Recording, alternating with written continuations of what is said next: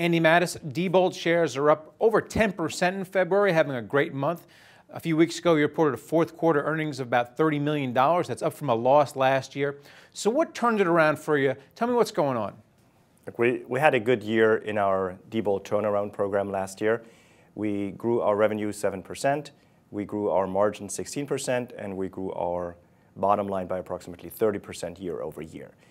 The biggest driver and the most positive feedback we've gotten was the free cash flow performance. After years of negative free cash flow developments, we had turned the tide at the end of 2013, and we exceeded our guidance at the end of 2014. We came in at 125 million free cash flow for the company, and we're expecting to stay at that level for this year. All right, so how does Apple Pay affect you? Are less people going to be going to your ATMs because they can just kind of swipe their phone? It's actually great that Apple joined the party because there's a convergence happening between mobile and ATM. We were actually the first in the industry to provide technology where you can pre-stage your transaction on a phone and then walk up to the machine, swipe your phone, and get your cash or do whatever you want to do at the machine.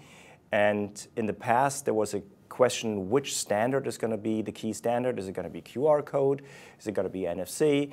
And with Apple, the standard is pretty much preset for NFC, which will help the industry.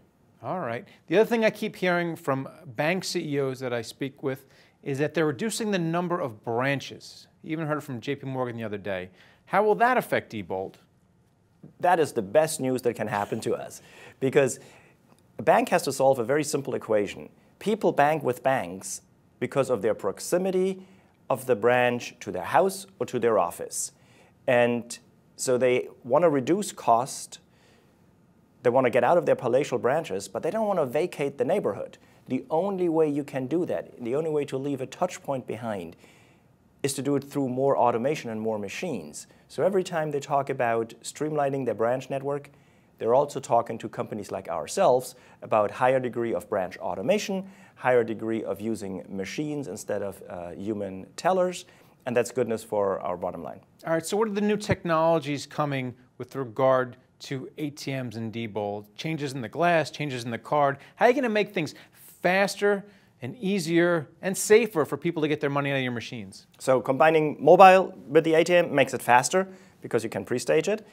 By applying new technology, for instance, to the way you insert your card, by turning your card by 90 degrees, we developed a way to stop all skimming at the ATM. That's a $2 billion problem for the industry that we stop cold with just a twist of the card.